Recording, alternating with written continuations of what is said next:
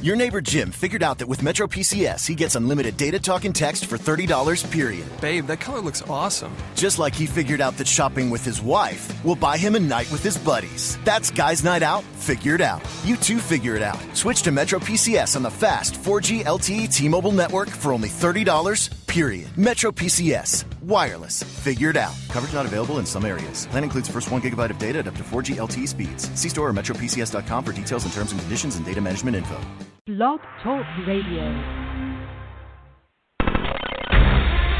Live from Fort Bragg's backyard, this is the show that put the 110 Nation on the map. There is only one nation, the 110 Nation, and you're listening to the 110 Nation Sports Show. Covering each and every sport across the board. There is no sport too large or too little. It's time to talk the talk. Here we go. Here's the man, the founder, and your host, Mr. CJ Sports.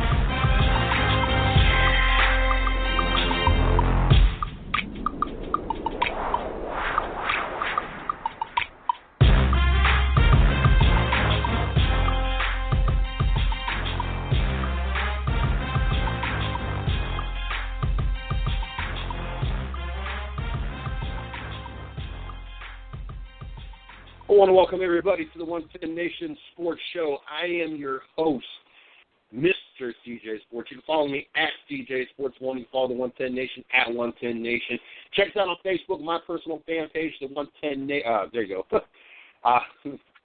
Oh, goodness. I was switching emails, and that's what the guy wrapped up into was pulling up the 110 Nation email. But check out our Facebook, my personal fan page, Mr. CJ Sports, the 110 Nation fan page, 110 Nation Sports. Also, check out our blog site, www.the110nationsports.com. Also, check out our company site, www.the110nation.com for all the latest going on here at the 110 Nation. We got a handful of things going on. It's a crazy week. We started off this week, and it didn't look like we was going to have any guests at all, which, no biggie. Shorty and I take care of things, hang out, and be able to blah, blah, blah, and blah, blah, blah. What we do best, and she'll be joining us here soon. She's got a few things to wrap up before she's able to call in, but went from that to having all of a sudden a whole slew of guests coming on the show throughout the rest of the week. But Wednesday and Friday, the only other two nights that I can actually have actual guests on with me helping out with the Racing with Big Sweat and being on their set as well. Check that out. But, yes, all of a sudden we went from looking like we were going to have too much of anything going on, just hanging out, to tomorrow night we got Lyra Motorsports ARCA Series driver Kyle Weatherman joining us at 9:30. Very, very excited about having him come on the show. And then super, super stoked about having the Mason Mitchell Motorsports ARCA Series driver, the winner at Talladega Friday night, Gus Dean, making a return to the 110 Nation Sports Radio Network. We had Mason Mitchell on, I want to say it was either Tuesday. I want to say it was Tuesday night. It seemed like it was last Tuesday that we had Mason Mitchell on the show. And then I got the opportunity, I don't know how many other people sat down Friday night and watched the ARCA Series race. But I had an opportunity to sit down Friday night and watch the ARCA Series race, and Shorty and I sat there and watched it, and yeah, you should have seen us. We were pulling for the 98 machine. Like I said, Monday show, yesterday show. I would have been heard of Josh Williams, would have won. He's been on the show as well, and you know what? We try to cheer for those that come on the show and give us, their support. We try to return the support as well. But we were a little more favored to the Triple M machine, Mason Mitchell has been on the show 5-6 times, happened to have been on the show that week as well. Was on our 5th anniversary week as well. And Gus Dean has been on the show as well, and so it was kind of one of those things. And it was funny because I'm sitting there pulling for him, and I can hear Shorty in the kitchen. Who are we cheering for again tonight? And so I let her know that we pulled Gus Dean in the number 98 machine. So glad to see them make it to Victory Lane on Friday, and just glad to have the opportunity to have him join the show. So looking forward to that. So tomorrow night we got that going on, and whoa. That's not all. Friday night we got Chad Finley and we got Zach Knowles. Zach has been on the show before. I can't remember if Chad has been on the show or not. But I know Zach has been on the show before, and we got them coming Friday night. So very, very excited, and I know they got an action-packed show Thursday night, Racing with Big Sweat. I'm trying to put something together for the 110 Nation Sports Show. Usually Thursday nights is something that either we do a compilation and kind of put the shows together, or I try to pre-record something and have it running while I'm assisting with and participating with the Racing with Big Sweat, because it goes on at the same time. So we'll get that worked out. But yes, we went from looking like we were going to be sitting all alone to 4 guests all of a sudden today for the rest of this week, and the last 2 shows that we have capabilities of having live guests.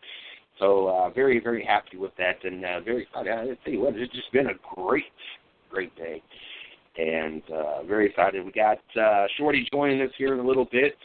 She said she was running about 15 minutes behind, so we'll probably see her pop in here in the next 5-10 minutes or so, possibly, maybe, who knows. We got Izzo, our NHL expert, joining us here at 10:30 to talk about the playoffs.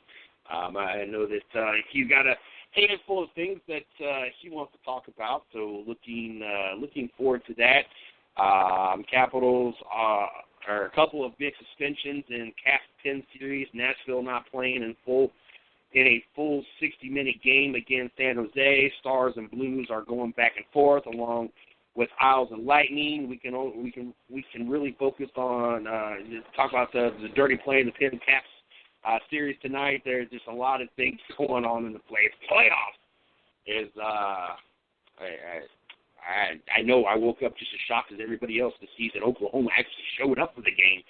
And not only showed up, but because of controversial fouls not being called at the end, they actually pulled the game off. My best friend, Simone, those I tell you guys about all the time, that we have conversations every day and we talk about sports. He asked, what's the chances of it going 7 games? I said I would be shocked if it even goes 6 games. I think the only thing Oklahoma did and the officials did was wake up a sleeping monster. I think that San Antonio is going to put the death stomp on their throats and is really going to make Oklahoma wish that they never would have won that game.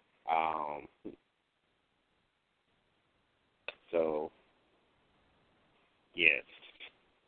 We got some feedback for do you have a few minute conversation? What is this kind of product?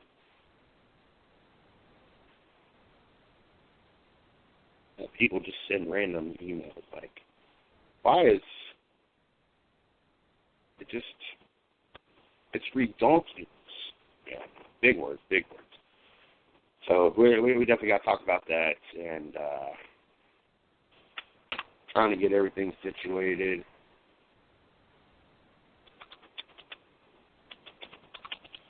Wednesday.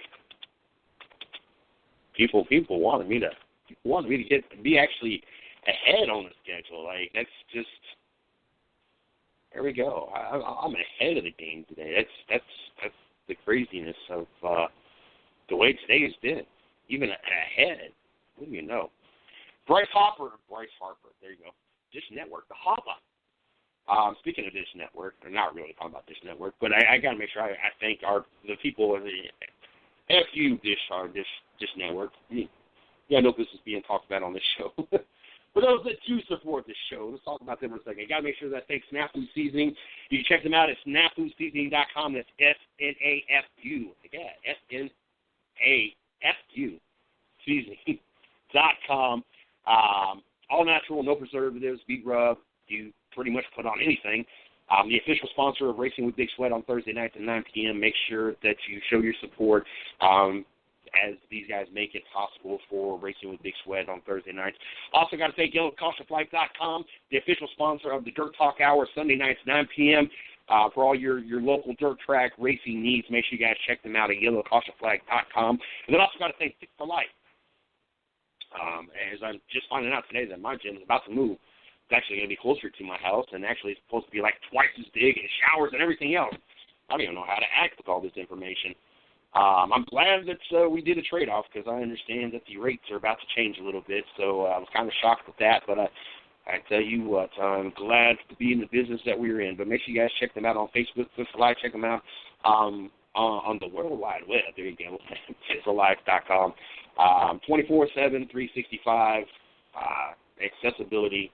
Get your work on, get your gym on anytime you need. Make sure you guys check them out, Fit for Life. La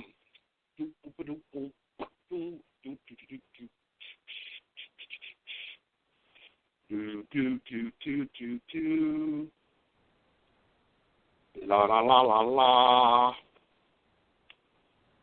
Bryce Harper. There we go, the Hopper again. Harper has biggest endorsement deal in Major League Baseball history. The exact details, the actual figures have not been released, but Under Armour has locked up Harper for the next 10 years. Harper's been with Under Armour since 2011, but Harper now is going to be locked in and be part of the Under Armour family for the next 10 years. And the way that they've been spending money lately trying to, get some credibility with their. I mean, I have nothing against Under Armour. I used to have some Under Armour stuff. I actually like Under Armour stuff, but they've been really aggressively going after some big time players, locking up Steph Curry, locking up Bryce Harper. If I'm not mistaken, they got Kevin Durant too. I don't think it makes much of a difference unless you're Nike. I mean, you're only going to get so big. I'm sorry, but Nike monopolizes, but Nike is it. They kind of set the standard, and everybody else kind of falls into place behind that. And it's all about time. You know, one point in time, I think Adidas was up, especially with Kobe Bryant, until they terminated their contract after that stuff with him in Colorado and cheating and everything else. Reebok at once upon a time with Shaq and their deal, and then it's just kind of been a little bit of everybody, but always the worldwide leader in shoes and apparel has always been Nike. So Under Armour, you can keep throwing all the money you want at these players. I just don't see it changing in Nike ever going. Is no matter what you come out with, Nike's going to come out with the same product or even better. And like I said, I've had some Under Armour stuff. It's not the cheapest stuff in the world, and not that I'm saying Nike is extremely is cheap or anything, but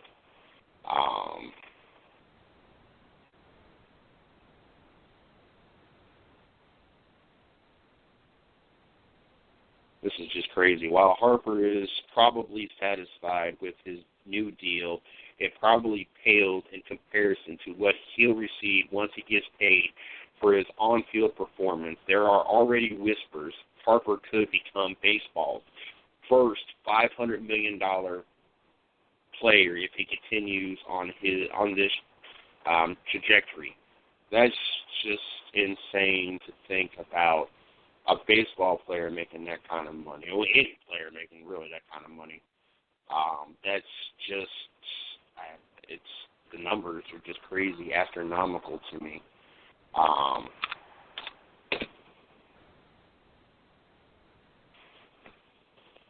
sorry, but a lot of these deals are unjustifiable. A lot of deals, I'm sorry, but $500 million. I don't care how good you are. I don't care if you're the all-time leader. You're not worth $500 million. It is beyond insane to me with some of these contracts and what these players are getting paid, and it just blows my mind sometimes. Right now we got Portland and Miami playing at the half. Toronto. I don't know what I said the first time. Toronto and Miami are playing game one of their series. They are at the half. They are in Toronto. Toronto's up 43-41 in a close game. I don't know. Most of the numbers are in favor of Miami. Outside the field goal percentage, they're only shooting 38%, while Toronto's shooting 45%, but Miami is 80% from downtown compared to Toronto's 38%. Miami's 100% from the free throw line versus Toronto's 86%. Later on tonight, Golden State at home against Portland at 10:30 for Game 2 of that series. We're obviously going to keep our eyes on that. So far in tonight's game, you got Luol Deng with 6 points, Joe Johnson with 7 points, Goran Dragic with 8 points. Dwayne Wade only has 4 points right now. Of course, we know the second half he'll probably go off. For Toronto, you got Lucius with 14 points, and you got Ross with 11 points, leading the Toronto side of the ball. As we'll keep you guys updated as that game continues on when it gets into the second half. But I tell you what, last night things got really interesting when it comes to the Oklahoma City Thunder and Sacramento. Honestly, especially with the rest and the fact that most of that team only played half a game, I didn't honestly think the game would even be close. But not only was it close, you had a controversial NBA 5 incorrect no calls at end of Spurs Thunder game.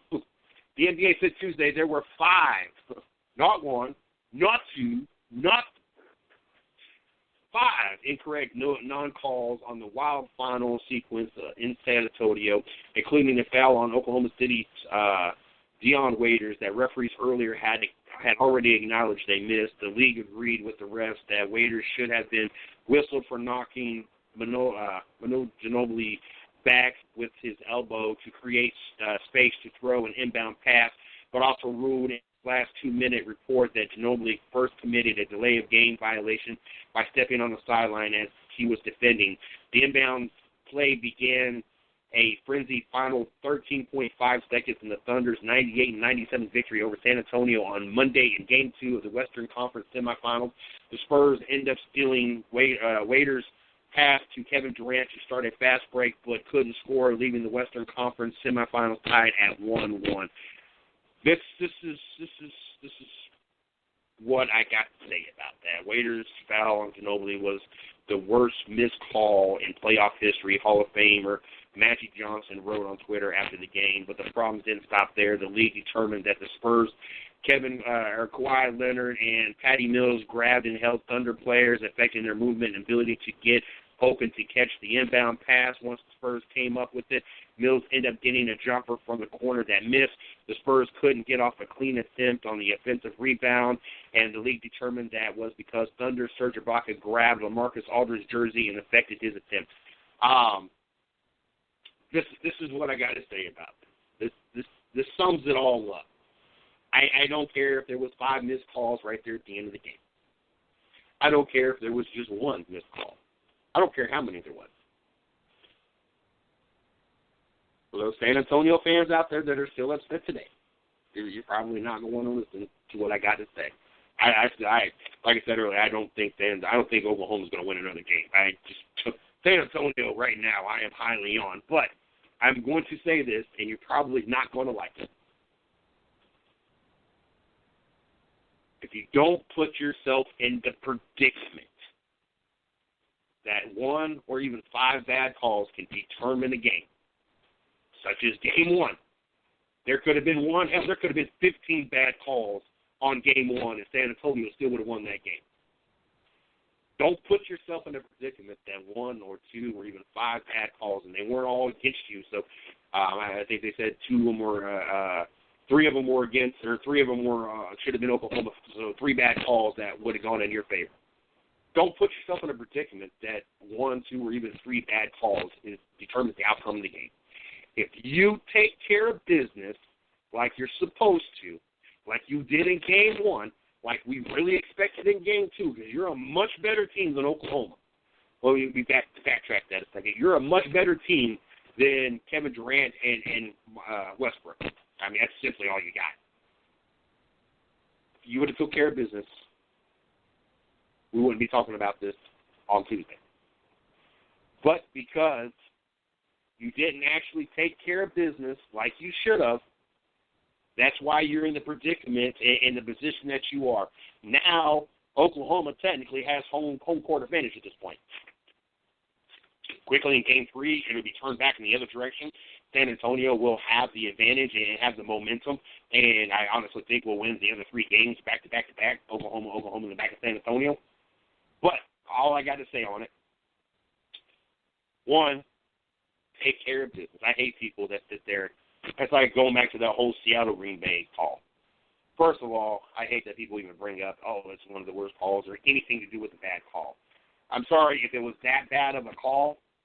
When they went to do the instant replay, which had one of the irregular officials up there, it wasn't a replacement official, it was somebody that was a legitimate official.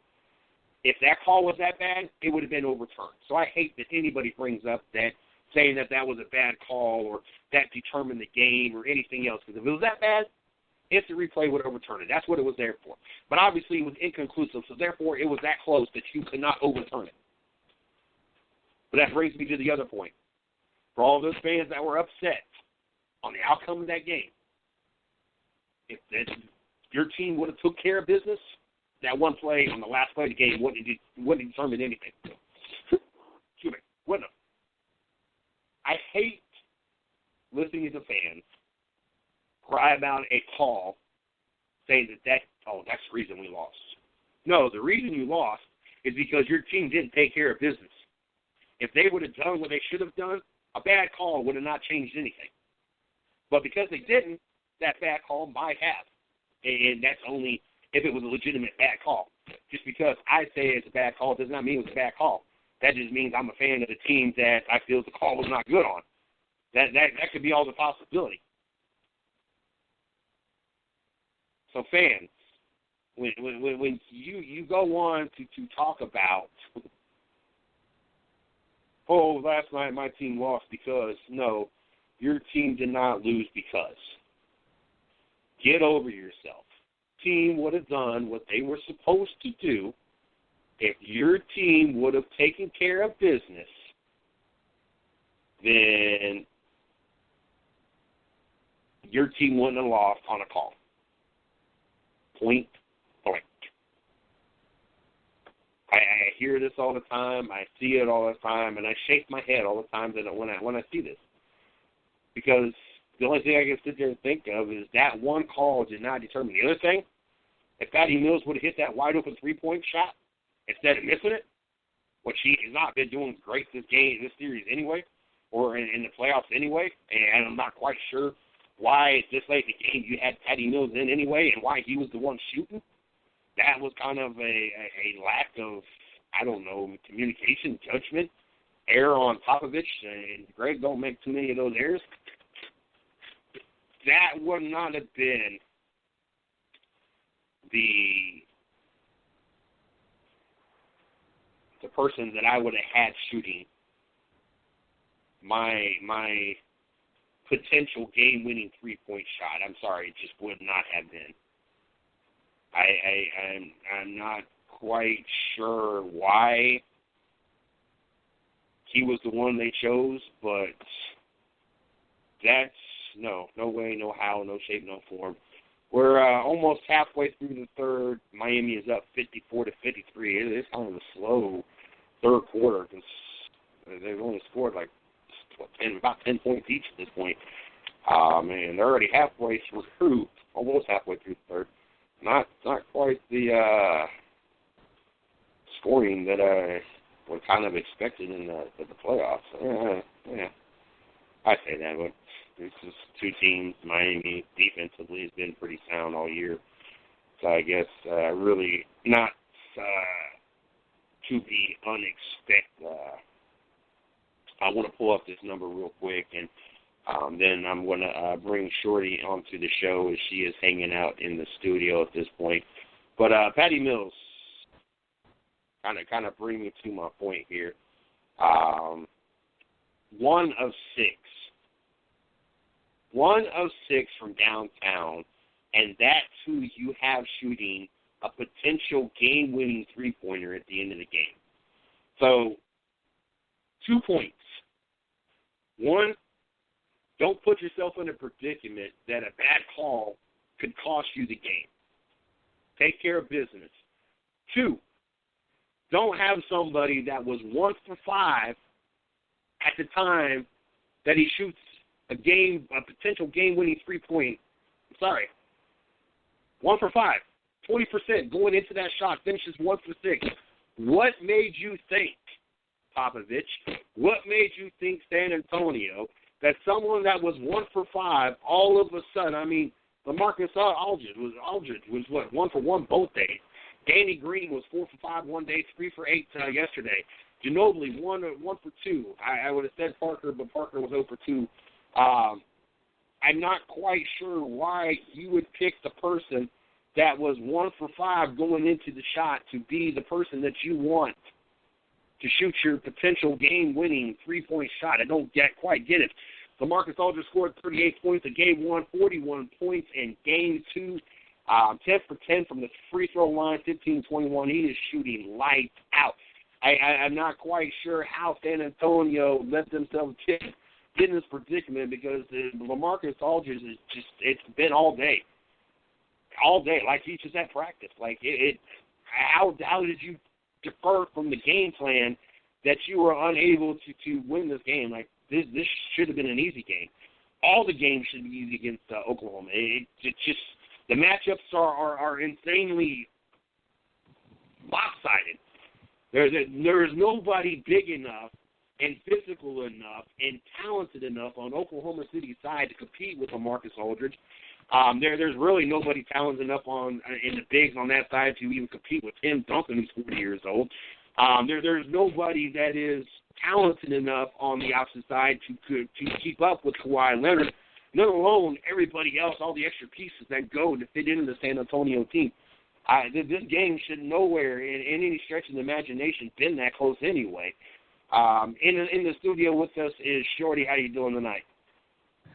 I'm doing swell. How are you? I am doing fabulous. Fabulous. And you? Fabulous. Fabulous. I am super happy tonight. Super happy tonight. I'm glad to hear that you are super happy tonight. That tickles me fancy. Mm-hmm. Why does it tickle you and fancy or whatever? I don't know. I just thought it would. I just thought it would be funny to say it tickles me fancy. It tickles me fancy. So you're in a go happy mood tonight, huh? I am.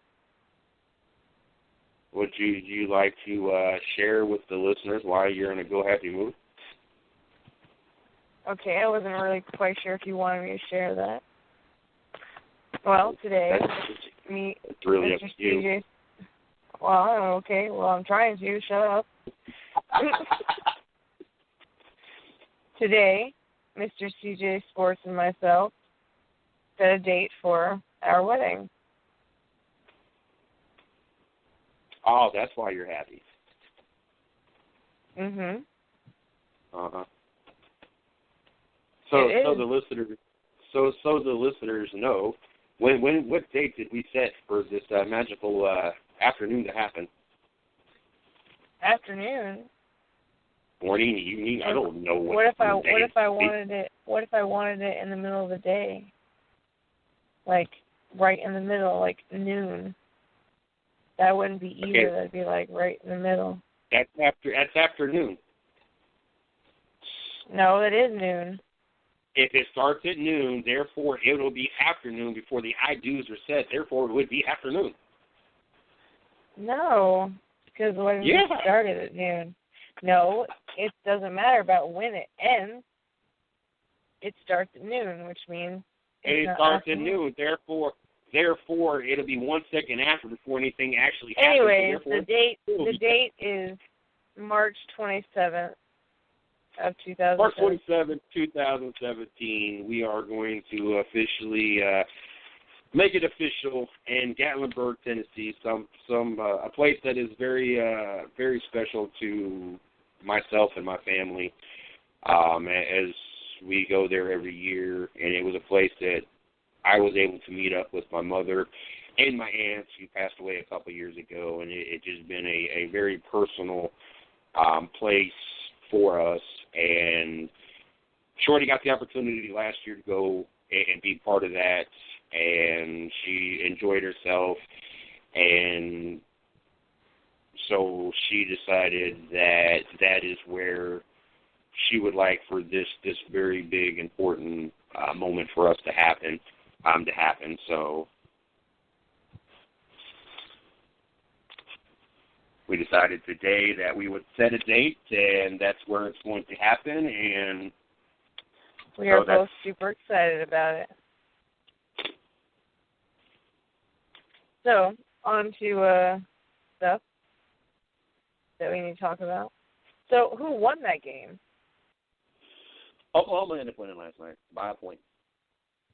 Wow. That's crazy. We thought they were going to do a sweep. Like, the first game was like, whoa. But, I mean, Oklahoma was good enough to get to the playoffs, so, I mean, they had to have been doing something right. So, it's not super shocking to me that, Oklahoma won it. My aunt in Oklahoma, Miss Laura Crane, shout out. Woo-hoo. She was probably like flipping and doing, like she was probably flipping out. So she's a huge Oklahoma fan. She's like OKC all the way. Poor lady. Obviously not, since San Antonio is a pretty good team. You slipped one past San Antonio. I think that will be the only one that will get past San Antonio in this series.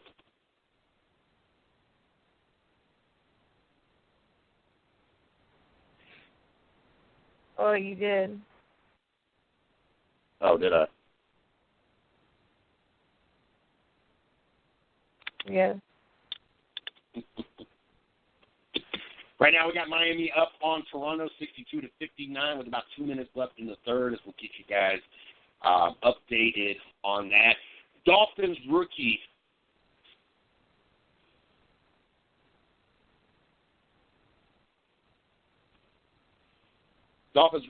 says, the NFL says Dolphins rookie Laramie Tunsil will have evaluation for drug program.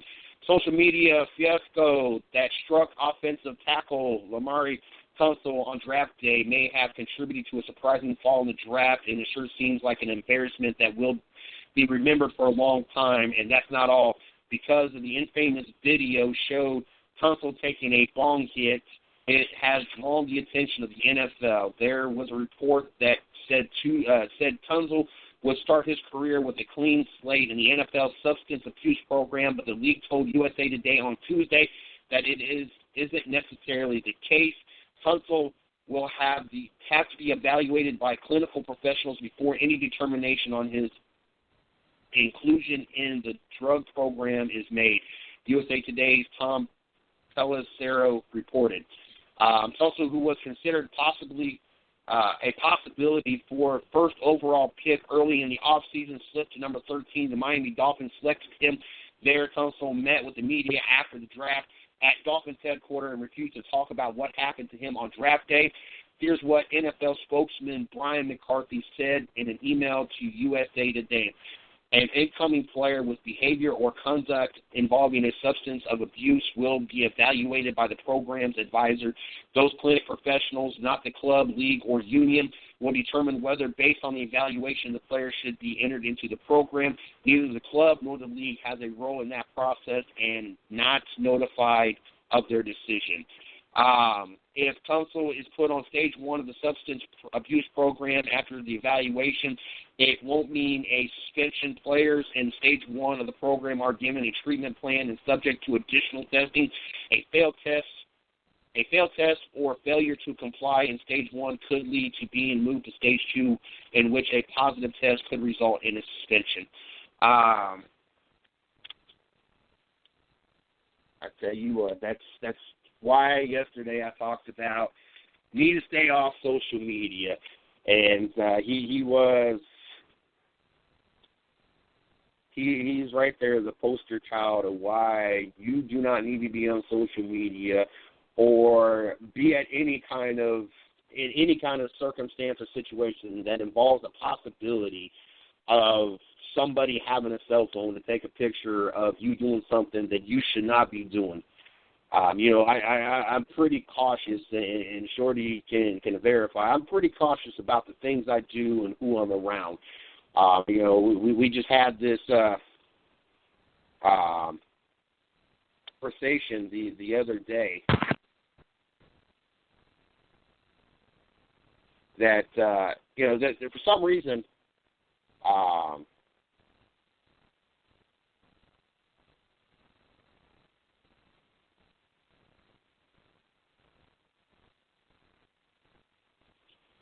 we talked about this the other day, that for some reason people feel that I should take more matters into my own hand, that I should be more physical when it comes to certain circumstances. And Shorty will testify that all those circumstances didn't require really anything more than what actually happened. But I guess people feel because they see the size of me that I should be this enforcer and everything else. And I take care of business when business is a necessity to be taken care of. I am more the type that there's a reason why I've never been locked up. There's a reason why I've never been in trouble with the law. I kind of like to kind of step back and take myself out of circumstances that really don't require it really need to go any farther. And so when I see someone like this, I sit there and think to myself, I am very cautious about what I do. And when I do things that I don't want people to see, I make sure that there's not anybody around or any possibility of cell phones or something being recorded or whatever. Let alone if I'm an athlete or a movie star or a singer or whatever. I'm sitting there thinking to myself, if I have that common sense in me when I live in the ghetto and don't really have nothing, and my career is not dependent on it, my livelihood is not dependent on it, how is it difficult for those that this is their livelihood, this is their opportunity? How are you not able to put these thought processes through your mind and make sure that you're not on social media or not being recorded, or make sure that you have actual friends instead of trying to basically buy friends? And I'm not saying that's all, literally buying, but if we're at a party and some athlete comes in and starts buying drinks for everybody because they just want to feel the love, then you're buying all these people. I don't know. I guess I just don't understand the mind frame that goes on sometimes that when these people are doing these things. No, you're right. Especially like when you have a big name. You're a big name. You should not. If you're going to do something like that, do it in the privacy of your own home, where nobody can just take pictures and do whatever they want. It's dumb. He was very dumb. Sorry. And I'm not talking very much. Along with being super excited, I don't feel very well, so. Yes, Shorty's been taking a medication and I do apologize last night. I took the same medication for pain last night, and I know that at one point in time, I know that I drifted off in conversation and I have no idea really what I even said. And I remember that it ended talking about something about in a personal life or whatever, and I remember Shorty repeating it, and I don't know if it just didn't make sense, and that's why she repeated or whatever, but I was like, the medication had really kicked in, and it really just had me. And so Shorty is not feeling the best of the moods right now, kind of dizzy and just not feeling the greatest. She's trying to troop it out and hang out in the studio with us and be part of the show tonight. So we'll have to pick up the slack a little bit on my end so that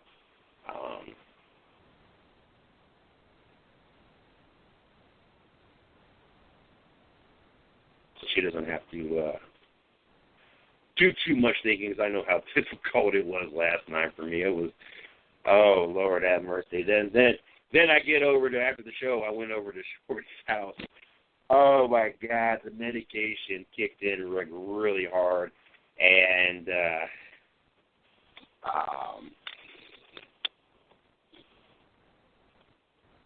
it felt, I've experienced this quite a few times when I was in my younger days, early 20s more specifically, but it felt honestly like I had drank too much. It was one of those situations. I was sitting on the couch. I couldn't keep my eyes open. I didn't want to move because I felt if I was going to move, that the room would start spinning, and it was just like I was just stuck right there, and I didn't want to look up. I didn't want to open my eyes. I didn't want to make any sudden movements. It was horrible. How long do you think I was sitting on the couch last night? And Shorty was cleaning up. She was doing dishes and everything else. How long do you think I was stuck there in that position, just miserable there for a while? I took a while to do dishes. Like, it probably took me an hour to do dishes. I was just going really, really slow. But I got a little worried with you for a few minutes. Yeah, she came over and checked on me, which, I'm thankful she did, but at the same time, I just like, no, just leave me alone. I cannot move. Like, I'll be back. Just any movement. You said you'd be back. As any movement might just made me, and she just, I'll be back.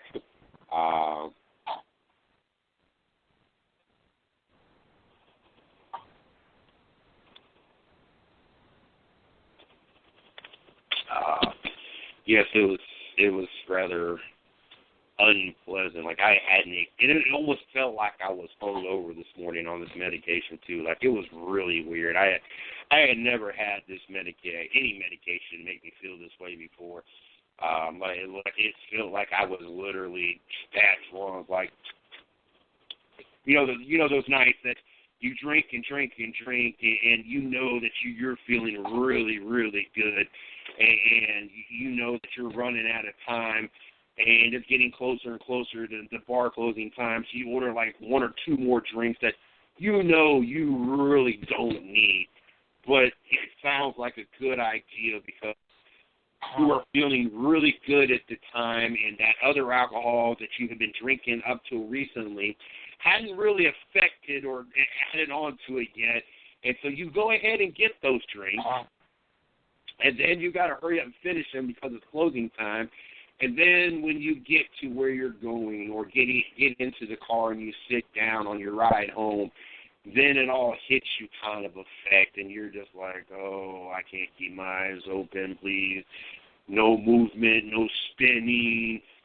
That's what the medication made me feel like last night. And like I said, I woke up and I almost felt like I had an actual hangover from being drunk. It was like really weird. I had never had that kind of reaction from any kind of medication. So I can kind of, I can definitely feel the sympathy from what Shorty's going through tonight with that, because I know I sat there and I kind of dozed off in and out while I was sitting there, but a good portion of the time I was just sitting with my eyes closed and I can listen to what was going on, but I could not open my eyes. I did not want to move. I did not want to speak.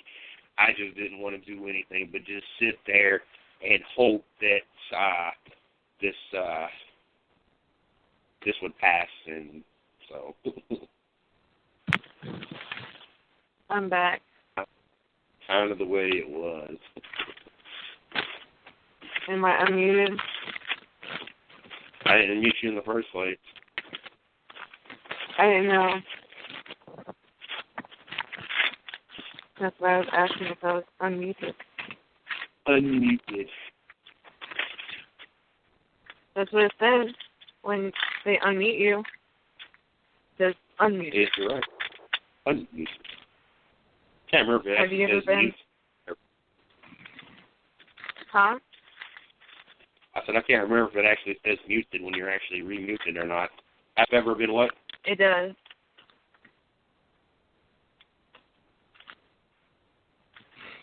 It does say muted when you mute me.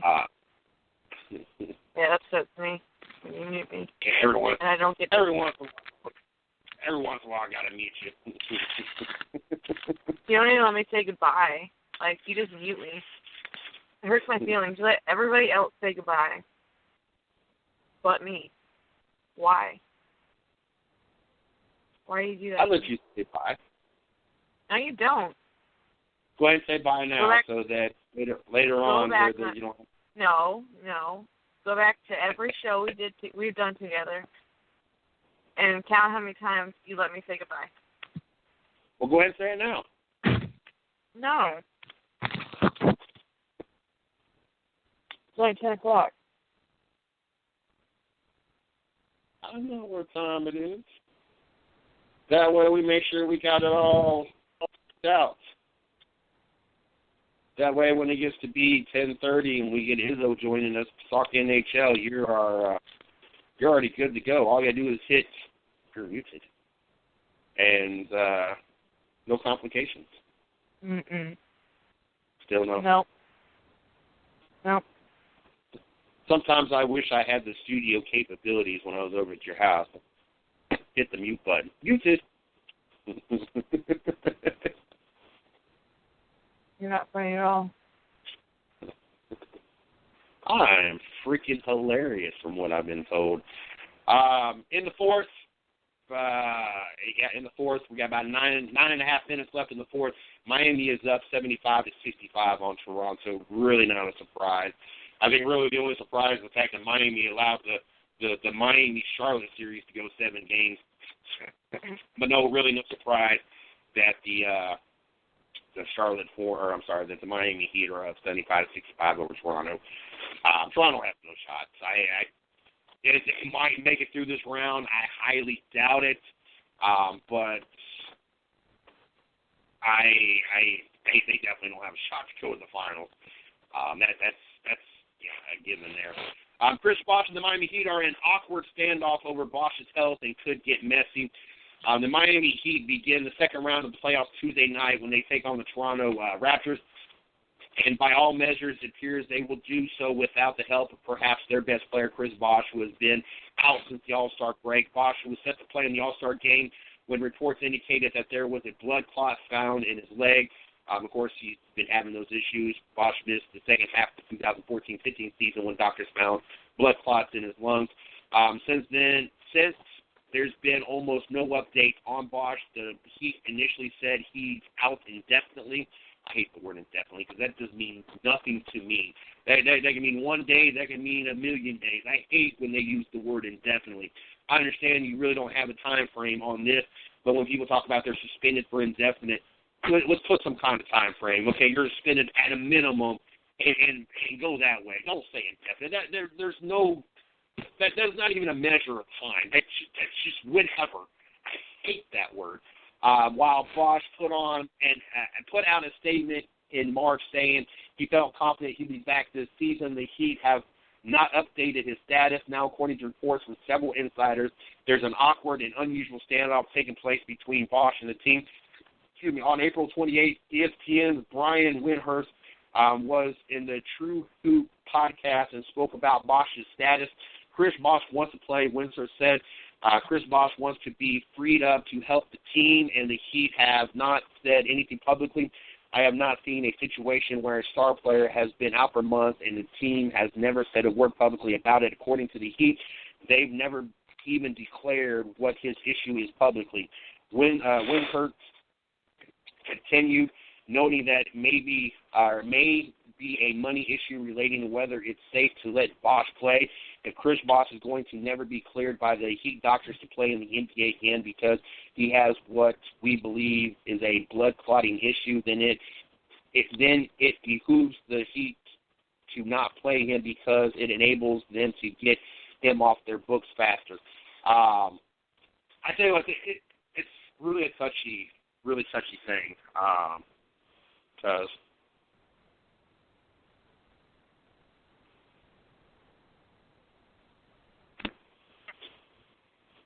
it's really a touchy thing because of the severity of the situation. And honestly, it might have to do with money. It might have to do with the chemistry. This Miami Heat team's a third-seeded team in the playoffs, and was better the second half of the season. They might not want to mess up the chemistry. They might not want to mess up the rhythm that they're in. I know that's saying a lot when Chris Bosch is potentially one of the best players on that team, but those other players have stepped in. Winslow, White. I don't know why am I drawing a blank, and I'm going to have to Whiteside. I want to say White. I don't know why I want to say Whiteside. And I'm going to pull up his name. I don't know why I cannot think of his daggone last name off the top of my head right now. And like I said, I know I should know it, but the chemistry they got and the level they've been playing, and of course also the money. Whiteside, that's right. You got a player that is playing his position that you got for a lot cheaper, and you could clear up and be able to go in other directions and have somebody on your team that is not going to have a recurring issue. There's many possibilities of why this is happening the way it's happening. It's going to be interesting, one, to see if things become more public and where, how Chris Bosch handles the situation, but also what happens when the season's over, what happens in the off season. I definitely be interested to see does Miami go ahead and cut ties? Do they do a trade? Are they are they all in and keeping Chris Bosch? So it will definitely be interesting to see how Miami handles this and how quiet Chris Bosch is willing to stay on this. About halfway through the fourth, and Miami is still up by 10 points, 77-67, as we'll keep you updated throughout this game and on what's going on. Don't forget, you got Portland in Golden State, 10:30 tonight, so make sure you guys stay tuned for that as well. Got to thank Snafu Seasoning. You guys can check them out at snafuseasoning.com. That's SNAFU seasoning.com. The official sponsor of Racing with Big Sweat, Thursday nights, 9 p.m. 100% natural, no preservatives, meat rub, put up just about anything from what I've been told. Make sure you guys check them out. Help show your support. Go over to snafuseasoning.com. Order your bottle today. It's like $6.99. Also, you got to shout out to or thank YellowCostaFlag.com, the official sponsor of the Dirt Talk Hour, Sunday nights at 9 p.m. Without them, the show wouldn't be possible. Check them out for all the latest dirt track, Southeast dirt track talk. And then also got to thank Fit for Life. You guys check them out on Facebook, Fit for Life. Also check them out. Check out their page over at fitforlife.com. 24/7, 365 accessibility. Great place to be able to work out. Great prices. Make sure you guys check them out as well. And I got to thank all of those. Make sure you guys check us out on Twitter. You can follow me at CJ420. You can follow the 110 Nation at 110 Nation. Also, check us out on Facebook, my personal fan page, Mr. CJ Sports, the 110 Nation fan page, 110 Nation Sports. Also, check out our blog site, www.the110nationsports.com, and also check out our company site, www.the110nation.com, for all the latest going on here at the 110 Nation. Friday. Don't ask me why I'm saying Friday. 2 men found dead Sunday at Talladega. All this early. What? Yeah. Didn't really get into the details of this, but I did see this come across the airwaves earlier. 2 men were discovered dead on Sunday at Talladega Superspeedway. According to Talladega County coroner, the men were Joshua Doing, 19 years old, and James Cook, 48. Doing, I guess is how you pronounce it, was from Crawfordville, Florida, while Cook was from Tallahassee. A cause of death is not currently known, though the coroner does not suspect foul play, so just 2 random people just happen to die and no foul play. Like, that just does not make sense at a gym. Or, I'm sorry, at a racetrack. The men were discovered after Sunday's race, according to TMZ, and the site said the men appeared to had been dead for 6 to 7 hours when they were found by a friend in the campground area at the track. In 2013, a man killed himself in the infield at Texas Motor Speedway during the NRA 500. According to reports following the man's death at Texas, the incident happened in the vicinity of a pickup truck in the infield after an argument with others at the race. I don't know, it's just kind of weird to hear that there's 2 guys dead, 119 and 148. It wasn't like they were just old. And there does not look to be the coroner does not suspect foul play. That's just really odd to me. Well, I mean, I understand. Maybe they just died. I mean, depending on how old they were. 19 and 48. I understand people die of natural causes every day, but I don't know. It's just really weird that 2 people from the same neck of the woods, I'm not sure how close those 2 cities are in Florida, but both of them from Florida at the track, and both of them just happen to die. Like, I understand there's a lot of people at the races, and a lot of people on a daily basis just die of natural causes, but I just find it kind of odd that 2 men were found, and I wonder if they were together, like, or they just happened to be at 2 different parts of the track and found dead. Like, being how it says 6 to 7 hours, it just makes it seem like they were together and both dead. So, that's just really odd to me. Like, that, to me, makes no sense. I thought you said that they were,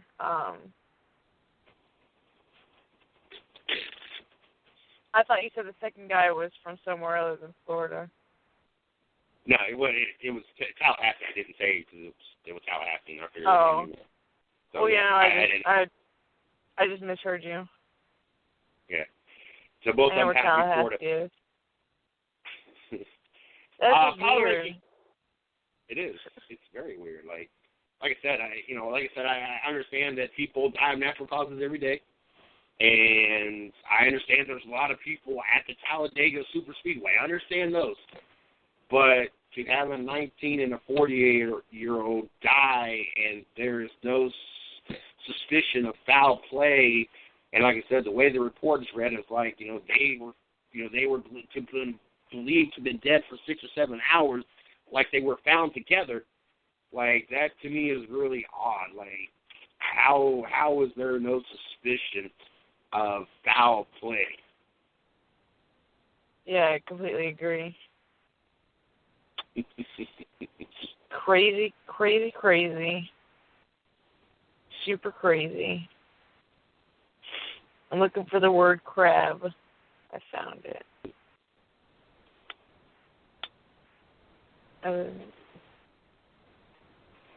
Power Racing, NASCAR. This is an interesting list, and we're gonna start from the bottom, the top 12, and work our way up. Trevor Bayne has found himself in the top 12. Was not ranked last week after leading 22 laps and finishing 10th on Sunday. Bayne now has 2 top 10 finishes this season and 7 for his career. I do not feel that Trevor Bayne is in your top 12 when it comes to drivers. I'm sorry, but that's a little stretch just because he had a good afternoon. Ford finally showed up, had 3-4 strong cars, and where we're at a super speedway that saw the big one, saw many wrecks.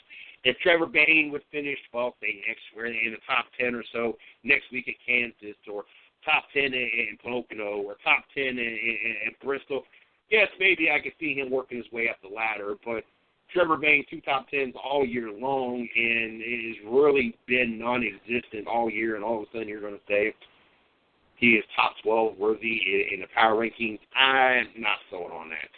Austin Dillon, last week not ranked, is now in the top 11. Here's another guy driving a car that was practically mummified. Dillon's ceiling on the final lap was pretty much second because his car could not have come close to keeping pace with the taped-up nose in the lead.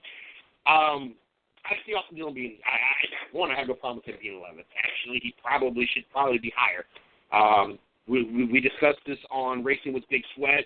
I had this conversation with the customer last week when he let me know that he had number 3 and number 8.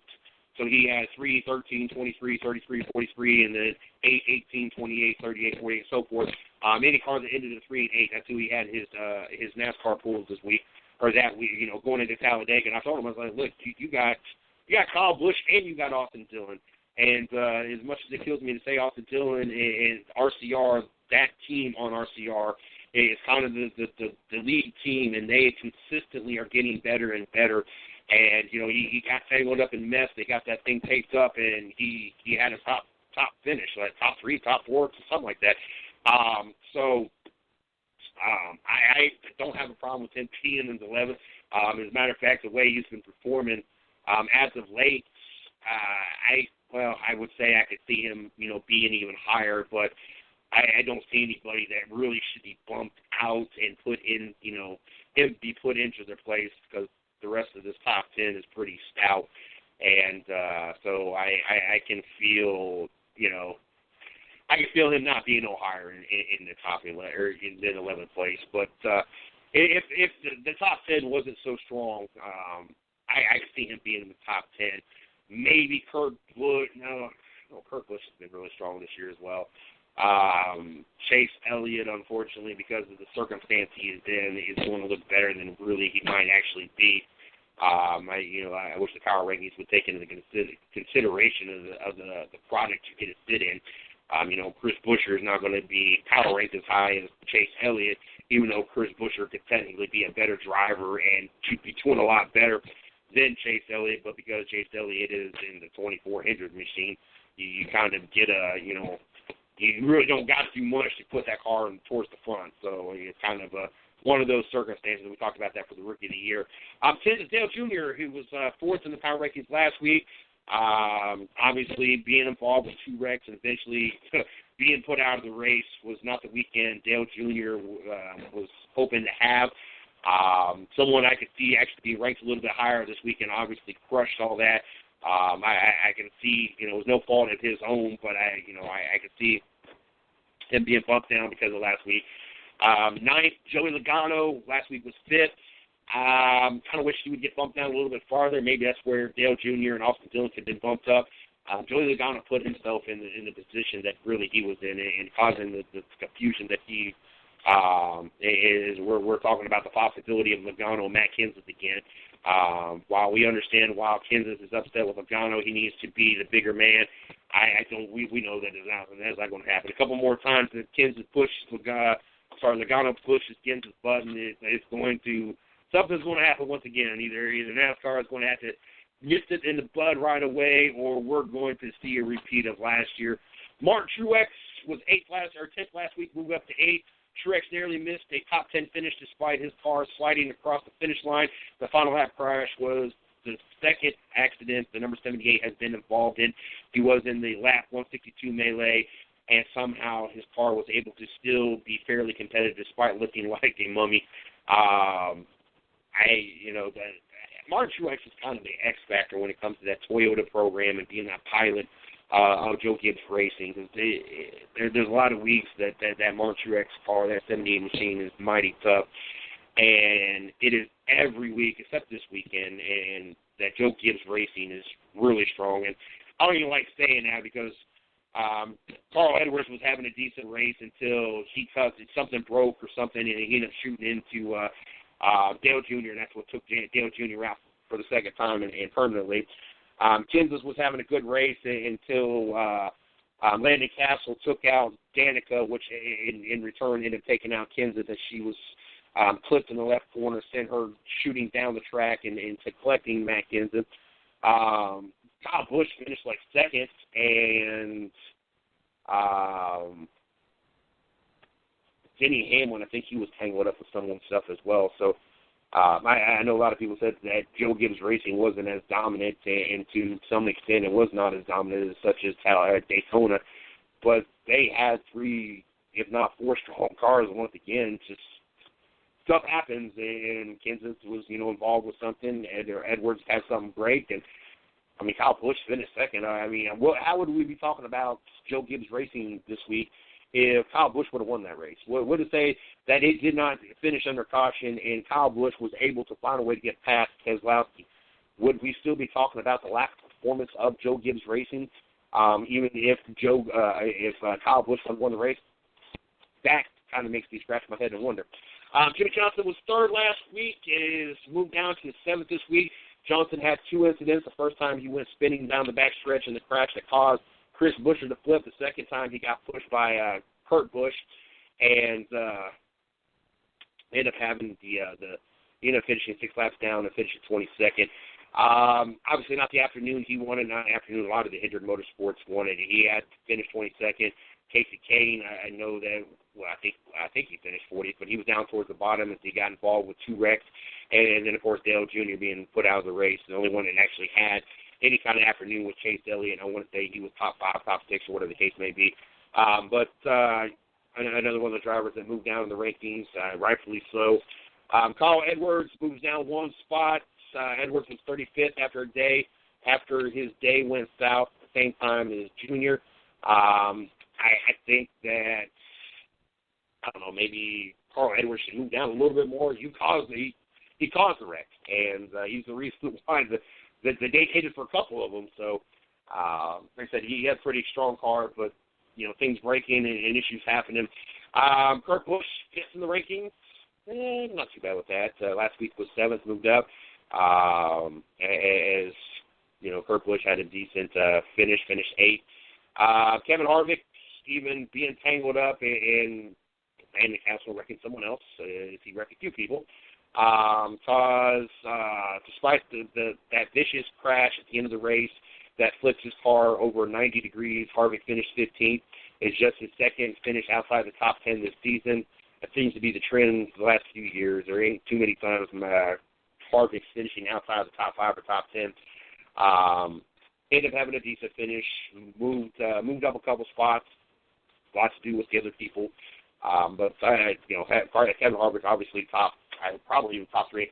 Sorry, but I would have Harvick above Chase Elliott. I know Keselowski won the race this week, and Keselowski. I think the only person that Harvick should not be ranked higher than is Kyle Busch. So I don't care the results this week, and you got to take into factor in consideration when you're doing this. power ranking. You can't just go this week. You got to, kind of move it into adjustment to what they were previously ranked. So Kevin Harvick being fourth, I think, is a little stretch in the power rankings. He should be second. Chase Elliott, well, last week was nice. Moved up to third. Elliott is on a roll. He finished fifth on Sunday. After he won the pole, he's finished in the top 12 in each of the last four Cup races. Third, still a stretch. I'm sorry, I'm just like Steve Billmeyer. I can only give Chase Elliott so much credit. Yes, it takes a lot to pilot those cars. It takes a lot of talent to do what they do out there. But it also is really easy when you're driving the number 24 Hendrick Motorsport Chevrolet. I'm sorry, it just is.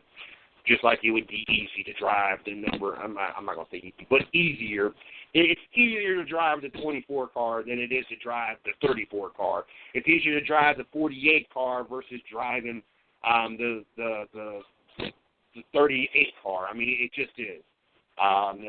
The better product, the better team, everything. And you put a rookie in a car that's from previously one of the best drivers to ever run in NASCAR, and you can only give so much credit to Chase Elliott. I'm sorry, when you line that up with also the crew that he's got and the owner he's got, and you don't have to worry about sponsors. You don't have to worry about this. You don't have to worry about that. You get to focus on just being a race car driver. And I'm sorry, but I can only give Chase Elliott until he proves himself, until he becomes a multi-time winner. I don't care if he wins one race. I don't care if he wins a couple races this year or in the next couple of years. You've got to be a multi-time winner in order for me to be all sold on Chase Elliott and his capabilities, because you're going to get a win here and you're going to get a win there in that 24 car. Hell, even Jeff Gordon was able to do that, and Jeff Gordon has not been relevant in this sport. I don't care if he was down to the Final Four last year. That was all just because of the chase. Any other season, no, he would have not been where he was at. And no, I was not expecting him to win a championship at all. I really thought that it was really kind of a joke that he was even part of the Final Four. There was too many other drivers that had done too much more and been more successful throughout the year. So I can only put so much weight into what Chase Elliott has accomplished to this point, and that's bottom line on that. Keselowski coming off the win, they took him from eighth in the power rankings all the way up to number two. Number two. Yeah, I'm not sold on that one. Like I said, Kevin Harvick should be up there higher than him. And maybe three. Maybe I probably wouldn't have a problem with Keselowski being three. Got to win. They moved him up. Guess that is what it is. And, of course, Kyle Busch. Second place finish. Got snubbed last week. Let one slip away from him, and still holding on to the top spot. So, I mean, Kyle Busch is your best driver right now. He could probably go another race or two and not win. Probably even not even have a real good finish this next week and still be your number one power rank driver. It's just Kyle Busch is Kyle Busch right now. He is the top of the sport. He is the standard as of right now. And we've sat here and we watched Jimmy Johnson for many years be the standard. This is what your driver needs to be doing. This is what your crew needs to be doing. This is what your owner needs to have in place to win championships, and that is where Kyle Busch is right now. He is the standard. Your driver needs to do what Kyle Busch is doing. Your crew needs to do what that 18 team is doing, that 18 crew is doing, and your owner needs to be doing what Joe Gibbs is doing, not only just because of that 18, but that entire organization. Carl Edwards back-to-back wins. We've seen Denny Hamlin at victory lane. At Daytona, we've seen Kyle Busch at victory lane. Matt Kenseth has led many laps in many different tracks, just had bad luck and is unable to put a win together, in which that's only a matter of time. And then not to mention everything, all the races and all the weekends they've been sweeping. And hell, I think Kyle Busch has even got 2 wins as well. So not only what that 18 team's doing, but what that entire organization is doing across the board. That is the standard right now. And there's no doubt that Kyle Busch is the number one driver in NASCAR right now. Did you have any thoughts on that there, Shorty? Still in the studio, Shorty. Because I'm not hearing no noise, and she's in the studio. I'm assuming she's muted and unable to talk to us right this second. She must be doing something. Update on the game, Miami, Toronto, 86-81. Miami is in the lead with 40 points. Yes, 40.6 seconds left as we get ever so closer to a Miami victory in Toronto. Like I said, really not a surprise at all.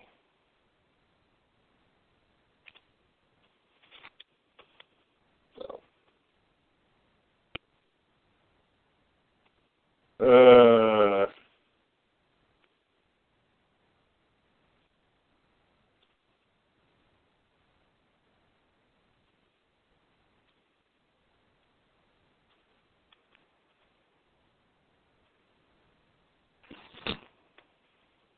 definitely, it's just funny because I was about to mute her. I didn't want to mute her because then she'll fuss, even though she's muted us. She's going to fuss at me for muting her. 87-81 as Miami's up by 6 points with 28 seconds left on the clock. See, that's what happens. That's what happens. Going on in the Major League Baseball tonight. Right now, you got a really good game in Toronto, as Texas and Toronto are tied up at 1. Now going into the top of the 10th. You guys might want to check that out. That's a pretty good game going on. Also in the top of the 9th, you got Arizona and Miami. Miami is up 7-4. Also in the bottom of the 9th, you got bases loaded as the Dodgers are up in Tampa Bay 10-5. Tampa Bay has bases loaded, no outs, and well, there's no outs now because it was in the top of the 9th. Now it's going to go to the bottom of the 9th. So Tampa Bay doesn't have bases loaded. The Dodgers had bases loaded before they went ahead and cleared it out. So obviously, we're going to keep our eye on that game and how that continues. The White Sox up 2-1 over Boston. They are in Chicago. It is the bottom of the 8th. Chicago does have 1 on, no outs. Angels are in Milwaukee. Milwaukee's up 5-4. They are in the bottom of the 7th. There's nobody on, 2 outs. Houston at home over Minnesota right now, 6-4. They are on top of the 6th, 2 outs. Kansas City at home against Washington. Washington is up 5-3. They are in the top of the 7th. There is 2 outs and 1 on. Philadelphia up 1-0 over St. Louis. They are in St. Louis. St. Louis is in the bottom of the 8th. Nobody on, 1 out. Oklahoma, there you go. Oakland and Seattle tied at 0. They're going into the bottom of the 1st. San Diego and Colorado, they are in San Diego. Colorado is up 1-0 already. They have bases loaded, no outs. Looks like things might get ugly quick, fast, in a hurry for San Diego. We'll keep you guys updated on that. Cleveland finished out earlier over Detroit, 7-3. Baltimore over the Yankees, who were just swept by Boston, 4-1. Pittsburgh at home loses to the Cubs, 7-1. San Francisco travels into Cincinnati as winners, 3-1. Oh, and that game was official over the Dodgers. Tampa Bay did have, I guess, 3 on. Bases loaded. I thought it was been on the bottom of the 9th. By the time I read the outs, later.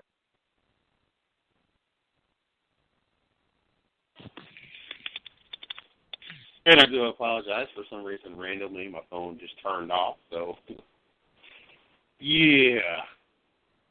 But anyway, I thought that's what it was. It all had to reset. But the Dodgers were victorious over Tampa Bay, 10-5. And then wrap things up, Miami at home over Arizona, 7-4.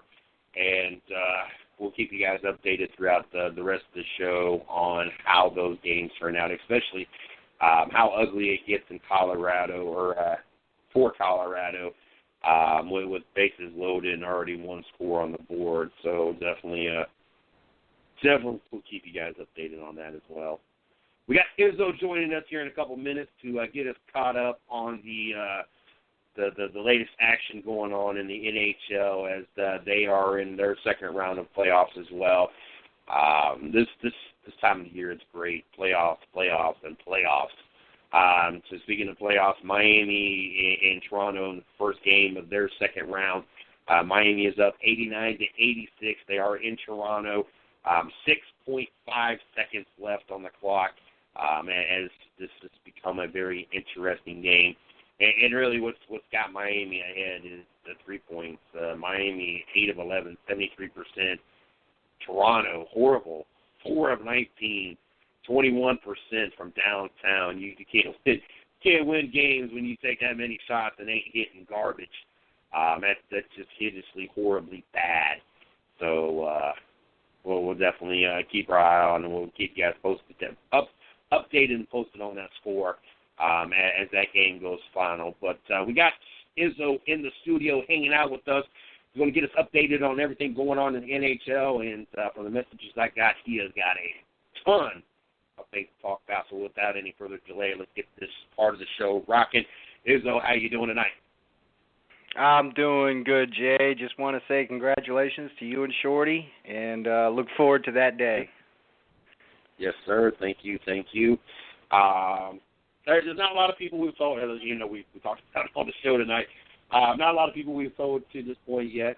Kind of letting the friends and the close family, or the family and the close friends get the news first, and then slowly make our ways out. Even though we told it on the show, we just know that there's certain people who don't listen to the show. So we're trying to avoid certain people knowing until as late as possible to reduce the risk of unnecessary dramas. There's always going to be drama, but definitely want to thank you for that. Definitely looking forward to that day. Definitely looking forward to, hopefully that's not the next time we see each other, but if not, or if so, then definitely looking for that day and be able to hang out with you once again. So either way, it's going to be a good day, so looking forward to it as well.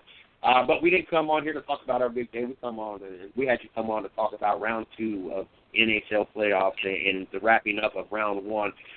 So we definitely want to get into that. Before we jump into that, let the Puckheads know how they can get a hold of you and how they can talk NHL with you. Yeah, you can reach me at 1TED Puckhead. Shoot me a tweet. We're just getting ready to be in the middle of round 2. It's been a good playoff so far. We're not going to see any sweeps. So far, we haven't had any sweeps, but tweet me at 1TED Puckhead. I know most of my Fort Bragg boys, they're pretty diverse in their favorite teams and everything around the league. We got some pretty good action going on, and it's been a hell of a playoff so far, Jay. I bet it has. If it's been anything like we've gotten to see in the NBA, we've been on our seat quite a few times, to include the game going on tonight. So I can imagine what it's been like for you. Yeah, we got 2 games going on right now. We got St. Louis, who's up 2-1 on the Stars at the end of the first. In the middle of the second period, we got the Preds and the Sharks tied at 1. And earlier this evening, the Lightning managed to come back and take it in overtime over the Islanders, 5-4, to take a 2-1 series lead. So it's been a pretty productive day of hockey so far. Once we get off the show here, I'm gonna, I got the games going on in the background on the computer right now. So trying to stay tuned with as much hockey as I can right now, Jay. That's how I sit right now with the studio. Try to keep up with the finishing of the Miami-Toronto game, as there's about 3.3 seconds left, and it's a 2-point game, so I definitely feel you from that. Oh, yeah, definitely. And we've had some these series that are going on right now have been pretty entertaining. One series in particular that has just, I felt, kind of gotten out of hand, the Pittsburgh-Washington Capitals series. It's been a drawn-out physical battle so far. Pittsburgh has a 2-1 series lead on this one right now. A couple games ago, Brooks Orpik had a a pretty late and high hit to the head of Oli Mata, which kind of knocked him out. I was kind of surprised that Orpik didn't get a game misconduct and a major penalty for this, especially for, Mata passing off the puck and then maybe a second and a half later getting hit really high and knocked out of the game. Did not return and did not even play last night in the game. So hopefully he's able to shake off the effects of this hit, everything pretty soon, to get back and join the team. In last night's game, Christopher Letang had a nice little high hit on one of the Capitals last night. Not as late as the Orpik hit. Definitely not as bad as the Orpik hit. I forget who it was that got hit. Was able to come back to the game and finish the game, which was pretty cool to see. You hate to see guys get injured and knocked out of the game and not come back. But these guys, Orpik, who is a former Penguin, one of the great shutdown defensemen in the league, really, is put his team in a bind right now. He got suspended for 3 games for his high hit on Oli Mata. Letang had his player safety hearing today with the league. He got suspended 1 game, so both these teams are losing pretty valuable assets to their team right now, especially on the back end. It's been one, drawn-out series, Jay. Splitting games in Washington and then coming back to Pittsburgh, with Pittsburgh winning yesterday, 3-2. Matt Murray, rookie goaltender for the Penguins, has been playing just awesome hockey. Stopped, I do believe, 43 of 45 shots last night. Pretty good save percentage, and is, really holding that team up on his shoulders right now. Marc-Andre Fleury, who dressed last night as a backup role, probably felt a little, weird being the backup role since he's been the starting goaltender now for over a decade in Pittsburgh. Has been really supportive of Matt Murray and what he's been doing for the Pens. So right now it's we got a score here. We got Nashville just went up 2-1 on the Sharks, but Fleury's been really, adapting to his mentor role for Matt Murray. Fleury coming off his second concussion of the season and everything, so he's been skating pretty well. He's been suiting up, taking shots in warm-ups and pregame and in practice. So, if Matt Murray falters, the Pens could fly back to Marc-Andre Fleury here in this series. But the way Matt Murray's playing, that he's seeing that puck like a beach ball right now, Jay, and it's really hard for the Capitals to really get by him.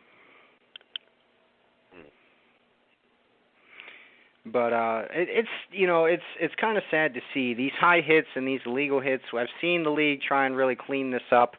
It's sort of similar to the crackback block in football. A defenseless player, trying to make a play, and he just gets his clock cleaned. The league's really been trying to deal with that because the NHL also has concussion issues just like the NFL. We've seen guys countless times and time again. Crosby, a few years back, had concussion problems. We see it in Johan Franzen for the Detroit Red Wings, who hasn't played really all year long and is still having concussion problems. So I think hockey is a little bit more at risk than I would say a football player. A football player's helmet is definitely more protective than what a hockey helmet does. I mean, you see some of these guys don't even wear visors or anything, so they just have a helmet on top of their head and nothing protecting their face, which is, the way they choose to play the game, and they know the risks and everything. So it's been a scary ordeal so far in this Pens Cap series. This is another one of those things that they just can't, they're trying to control it. They're trying to clean up the game and everything. Of course, the other night, in I think Game 2 it was, Wilson of the Capitals had tripped up Connor Sheary with a knee-to-knee play, which is very dangerous. Guys can really blow out their knees, tear ACLs, MCLs, meniscus tears and everything, which was a very dangerous play. He was ended up fined by the league, for the maximum at $2,400 and some change under the current CBA, which I felt was very lenient for what type of play that was. You see guys have collisions and everything like that, and it's kind of a scary moment. A couple years back, same kind of situation with the Capitals and Penguins. Alex Ovechkin did a knee on Sergei Gonchar, and Gonchar ended up tearing his ACL. I think that year that was when the Capitals were up 3-1, and the Penguins ended up storming back and winning that series in 7 games. So, and Gonchar skated through that with a torn ACL. So, this is a very kind of scary, game and everything like that. You expect physical play, you expect big hits, but just trying to make sure that you don't make contact with a player's head has become the new standard for suspensions and fines and everything like that in the league, and it's kind of gotten a little scary there, Jay. What has changed? That is it just playoff hockey that all of a sudden we're seeing these hits, or what is going on that we're seeing these hits that shouldn't be happening? Well, it's a multitude of things. I would say that the cleanliness, the clean play really picks up during the playoffs because nobody wants to put their team shorthanded and everything like that. When teams get down in a series or get down really big in a game, they have a lot of emotion, a lot of frustration, and it tends to bring out the bad side of the game of hockey. We've seen when Orlov was boarded into the boards in the Philadelphia series, where he was just completely face planted into the boards head first. He's lucky that he didn't break his neck or suffer some sort of serious injury. We've seen in this New York Islanders Tampa Bay Lightning, series. We've seen Jonathan Drouin earlier tonight took a big hit from Thomas Hickey, and he looked dazed and confused, and took him a few seconds to pick himself up and skate towards the bench to get off the ice. Cizikas put a big hit on one of the Lightning in their first game and pretty much knocked him out. He flew into the boards from about 5 feet away, and he just knocked him out of the game. I believe he was concussed in that game too. It's just, physical. It's just the physicality of the game. Players getting bigger and stronger and faster, and the emotion aspect in any kind of playoff game, especially when you're losing or you're playing, your arch rival, which, the Penguins and the Capitals have had a long history of, playoff series playing each other and everything like that. It's very stupid to see. At this point, the Penguins, when Letang put this hit on the Capitals, I can't remember his name now off the top of my head. It's bothering me. But the Penguins were up 2-0 when this hit came. You figured that kind of hit would spark the other team into, really trying to make a big push and everything like that, which Pittsburgh was fortunately enough to, kill off the penalty and everything like that and keep the game and win the game at 3-2. So, it's just, it's ugly to see. I feel that, it's just not all, not everybody, can get to the Stanley Cup, and you might only get one shot at getting, to the Stanley Cup final and everything like that. It's guys like, Ray Bourque, who spent all his whole career in Boston, and never won a cup, 19 years, never won a cup, and then gets traded to a team like Colorado where he finally wins a cup. It's magical moments like that that bring out the best in hockey. But, at the same hand and token, there wasn't really a lot of emphasis on, suspending or, disciplining players for big hits, heavy hits, high hits. The rules of the game have changed so much in the last 10 to 15 years to try and prevent guys from, dealing with concussions and trying to keep players like Ovechkin and Crosby and Datsuk and, Steven Stamkos, all these guys protected because they want to put a good product on the ice. And it's just been, in this series, it just hasn't been that way. We've seen, like I said, we've seen Orpik and his ordeal where he gets suspended for 3 games. And we see this ordeal with Chris Letang and him getting suspended for 1 game. So, it affects both teams in many aspects. Letang is not nearly what Brooks Orpik is. Letang is more of an offensive-minded defenseman, has the stick-handling skills and the skating skills to create and generate offensive plays, where a guy like Orpik, he's the guy who's assigned to shut down guys like Malkin, Crosby, and Letang right now. So, it really hurts both teams on an end. It's really affected Washington on a bigger end since Orpik's out for, 2 more games, and Letang's got to miss Game 4 tomorrow night. So, I feel it's just a lot of emotion, a lot of, hatred, because like I said, the Capitals and Pens, that's just another rivalry that, Capital fans are diehard and Penguin fans are diehard, and they just don't like each other, Jay. That always does it. Yeah, I mean, it's a sad thing to see. You want to see, clear and exciting games. Like the St. Louis and the St. Louis Blues and the Dallas Stars right now, or the San Jose Sharks and the Nashville Predators. And these are 2 series right here that have just shown what playoff hockey is really all about. San Jose, who has a 2-0 series lead on Nashville right now, has been playing sound hockey. Playing good, clean, physical hockey, too. Power play's been clicking pretty well. That whole team has just been clicking on, fuel cells of some otherworldly power right now. Nashville, I feel, just hasn't been playing a full 60-minute game. They've had the lead in both of these games and squandered away these leads. And let San Jose just come back at the end of games. I don't know if it's a conditioning issue or if it's just, a laziness effect right now. But, it's really hurting Nashville right now. But, I'm looking forward to them going back to Nashville. When Nashville won the Game 7 against Anaheim, they didn't go back to Nashville. They stayed out west to get some rest and some practice in before they started this series with San Jose. So now they're going back to Nashville, and maybe Nashville can, try and steal a couple games or, get back into the series and try and tie it at 2-2. But it's been one of those, it's been a clean series. It's been a hard-fought battle so far. It's been fortunate for the San Jose Sharks thus far, Jay. Gotcha. And I want to do one quick update before you jump into the next things. I told everybody I'd keep them updated. Toronto did send the game into overtime. Miami is up 96-90 with 1:39 left in overtime. For those that are keeping up with Game 1 in the NBA of Miami and Toronto.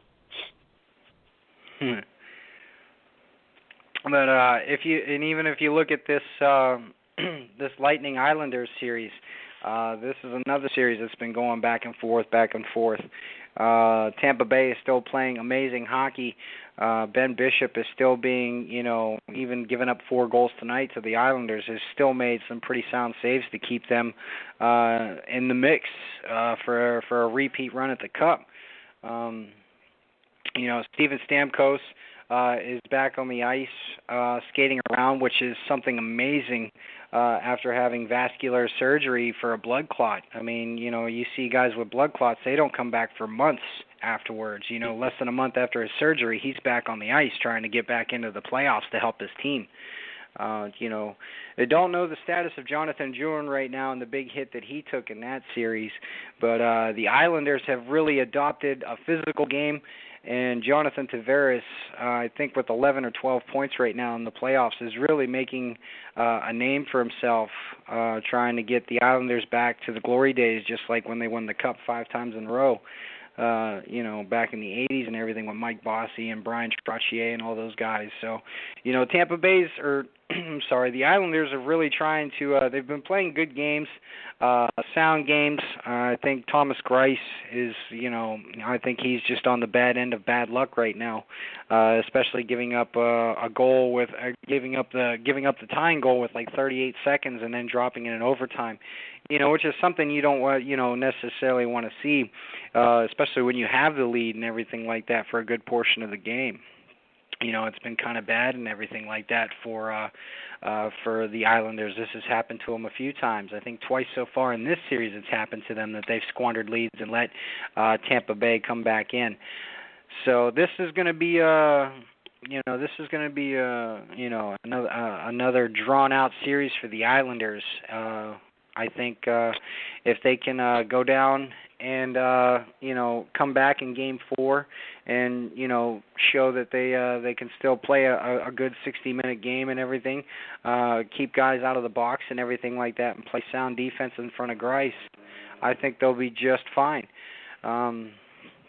Moving on to the Nashville San Jose game, Nashville's got a lot of work to do. I know right now Mike Ribeiro is not in the lineup for Game 3 for tonight's game right now. He participated in the practice this morning. No reason why he's out right now. He's another one of those integral parts for Nashville, especially in the face-off circle on the power play. So far, he's been, in the previous 9 games, he's a -3, and he's only won 35% of his face-offs. So he's not really playing the way that Ribeiro should be playing right now. He's another one of those guys that needs to step up and make sure that he makes contributions, especially with guys like Roman Yossi and James Neal and Shea Weber and everything like that, Ryan Johansson. These guys are, world-class hockey players and everything, and they need every part of their team to get past the Sharks. The Sharks are just tearing it up right now. Goaltender Martin Jones, who we all know was the backup to Jonathan Quick last year in L.A., has really come into his own and stated that, I am a starting goaltender in this league, and I can carry my team in the playoffs. So he's done it so far, and knocking out the Kings, and so far dominating the Predators. Jay.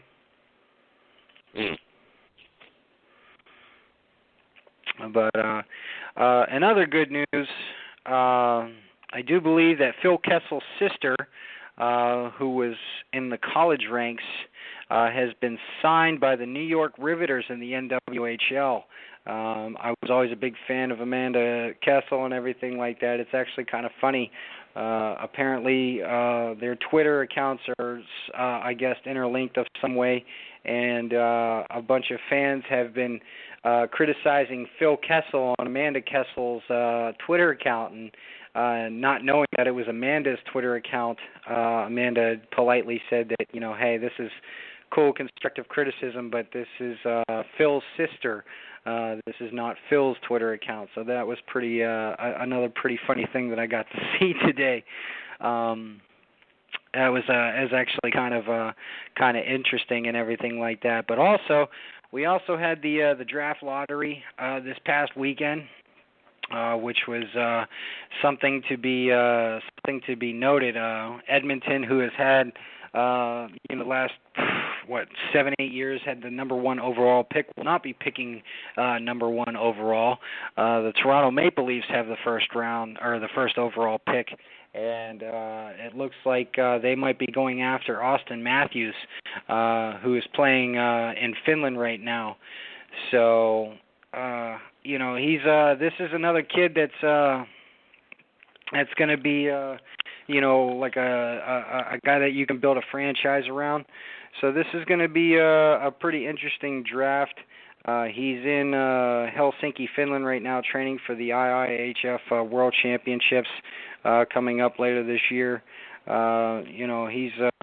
He's got 24 goals and 46 points in 36 games this season over there in Finland right now for the Zurich National A League, which is the top professional league in Switzerland. He's going to be one of these guys to watch coming up through the ranks and everything. He's definitely going to be somebody that's going to take the world by storm. They had a little interview with him during the draft lottery and everything like that. So it was like 3 a.m. over there, and he looked pretty tired. Was trying to get as much info to see if he was excited. about the way the draft, went, had played out and everything like that, and him getting ready for the World Junior Championships and everything. He will not be playing in the World Cup of hockey this year. He is going to be playing in the World Juniors and everything like that. So all signs point that Toronto is going to be going after Austin Matthews in the draft. So it's been a pretty exciting thing so far in the league, and we also had Hockeytown USA decided this past week too, which was pretty cool. Marquette, Michigan. We all know that you and Michigan don't really get along here and everything like that, but the local rink in Marquette, Michigan, won the Hockeyville USA, and will receive $150,000 in rink upgrades, and will host a preseason game in their rink up there, which I do believe is going to be the Carolina Hurricanes and the Buffalo Sabres. Are the two teams that are going to be playing this preseason game up there. So congratulations to Marquette, Michigan, for winning Hockeyville USA. So it's getting down to the nitty and gritty in the Stanley Cup playoffs here. We're in round 2. We got 2 more rounds to go. After that, we got free agency, and then pretty much after that, some of these guys that have been, made early playoff exits or haven't made playoff appearances at all, they're all in their respective countries getting ready for this World Cup here. And I'm getting excited for the World Cup. I can't wait for fall to come. I wish I could just rip a couple months out of the calendar so it can be September and October already, Jay. I'm kind of chomping at the bit to see this and everything like that. We haven't had a World Cup of hockey in a very long time, and I'm extremely excited. I'm like a little girl going to see NSYNC or something like that right now. I'm just chomping at the bit for this and everything right now, Jay. I can only imagine. And I feel you, man. I wish that I can't tell you how many times I wish that I could fast forward the calendar and get ready for whatever particular event that I'm waiting on to get going. So definitely I feel you on that. For those that wanted the update on the Toronto-Miami games, they are still underway in overtime. Looks like there's about 22. I'm waiting to see if there's another update, if this one is fresh. And are we still at 22.9 seconds? Right now, Miami is up 98-94 with what I'm looking at with 22.9 seconds left. If that changes any, I'm going to let you guys know. But I tell you what, the excitement and the build-up. I have a lot of friends that, and I didn't realize it. I know Damian Bean on Sunday night. He's a St. Louis fan. Kyle Newton, he used to be part of the 110 Nation. I know he's a Lightning fan. I know that Brandon Martin, a driver that's been on the show a few times, he's a Lightning fan as well. So I get to see a lot of different comments and a lot of different updates. But it's definitely exciting to see with the fans that I do have left on Facebook that I'm friends with, just to see the excitement and see the build-up as the playoffs keep continuing, and hopefully these hits and the rivalries, I want to see the same intensity, but hopefully these teams get a little bit wiser, a little bit more considerate of the possibilities of the severe injuries. You talked about one of them, he didn't break his neck or anything. So I'm all about the rivalries and all about, you showing that at the end of, and a Buckeye fan, and you know how the Buckeye, Michigan, and Wolverine rivalry gets and how ugly at times, and we see this across many different sports. But it's got to be conducted in a very professional and respectful manner, and hopefully, we get to keep the same intensity, but at the same time, we get to see the consideration and the safety while doing this. Yeah, definitely. And another update: the Blues have struck really early in the second period. Have scored 2 goals early in the second. Have now taken a 4-1 lead over the Dallas Stars. Here with less than 15 minutes to go in the second. So it looks like St. Louis came out ready to play here in the second period here. I'm looking forward to watching the rest of this game and the rest of the Predators and Sharks game here tonight. And then tomorrow we have game number 4, which is the only game on tomorrow between the Capitals and the Penguins at 7 o'clock on NBC Sports Network. So got some good hockey going on. I'm glad there's no other games tomorrow night, so I can, finally go to bed at a decent time. These West Coast games, man, they just, they've been killing me here, even though I'm an hour behind you and everything right now. So, I'm looking forward to the rest of these games tonight. Looking forward to seeing how these suspensions affect the Capitals and the Penguins tomorrow, and we'll see how much the game plan changes for both teams here, Jay. Yes, sir. Yes, sir. Definitely will do that. Definitely looking forward to having you back on next Tuesday. You guys, make sure you guys follow him on Twitter at 110Puckhead. You guys got any questions for him, want to throw any elbows, want to talk any kind of smack, all you got to do is hit him up. Izzo is always down to talk some NHL, so make sure you guys check him out on Twitter. Izzo, as always, glad to have you on here, a privilege and honor. I'm definitely looking forward to see where the playoffs are come next Tuesday night, and you enjoy the rest of your evening. You do the same, Jay. Take care. Yes, sir. Another update on the Miami-Toronto game. We got about 15 seconds left, and it is 10 seconds left. Miami's up 99-96. I'm hoping in the next 3 minutes of this show we have a conclusion on that. Then I'm going to bring you a non-sports related, and it's just because it's funny to me. Very entertaining. L.A. gang member gold plates own genitals to death. Nazario Gonzalez, who is part of the infamous MS-13 gang, also called something, I don't care, has died of medical complications after attempting to gold plate his own genitals to celebrate his 21st birthday.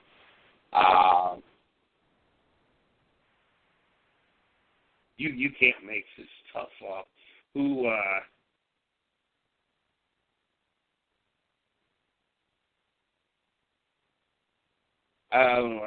can't make this stuff up. Who tries to gold plate their own balls? I mean, come on. who thinks of this stuff?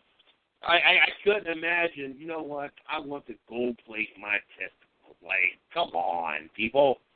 It doesn't take a rocket scientist to know better than this. 9.7 seconds left, and obviously this is going to continue to drag out. And we might not have a conclusion to the Miami-Toronto game. Hell, it might even go into double overtime before it's all said and done, as it seems that Toronto closes that gap right before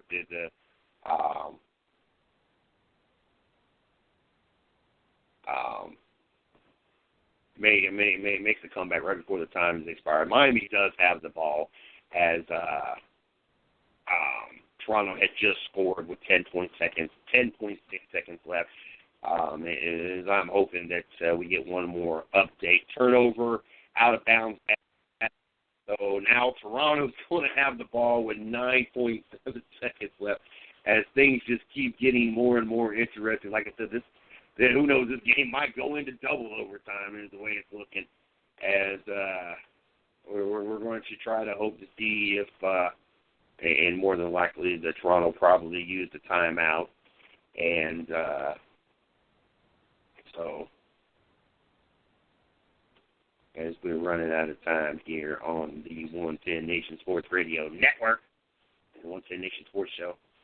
Tomorrow night, don't forget, we got Kyle Weatherman joining us at 9:30 from Lyra Motorsports, ARCA Series driver. And then we also got Gus Dean from Mason Mitchell Motorsports, ARCA Series driver, won Talladega on Friday night.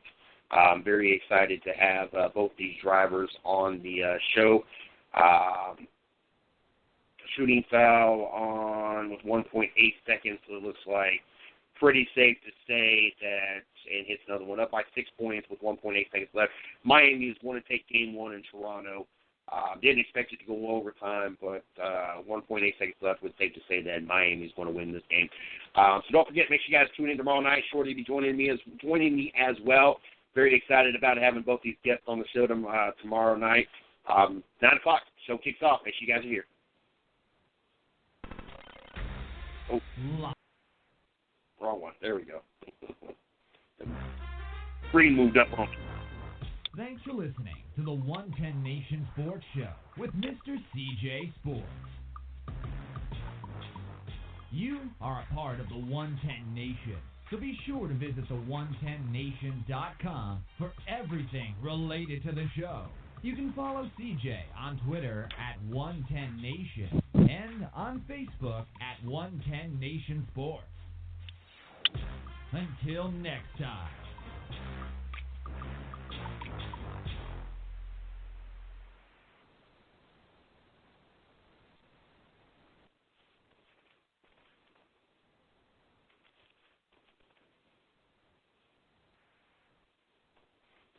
Your neighbor Jim figured out that with Metro PCS, he gets unlimited data, talk, and text for $30, period. Babe, that color looks awesome. Just like he figured out that shopping with his wife will buy him a night with his buddies. That's Guys Night Out, figured out. You too figure it out. Switch to Metro PCS on the fast 4G LTE T-Mobile network for only $30, period. Metro PCS. Wireless. Figured out. Coverage not available in some areas. Plan includes first 1 gigabyte of data at up to 4G LTE speeds. See store or metropcs.com for details and terms and conditions and data management info.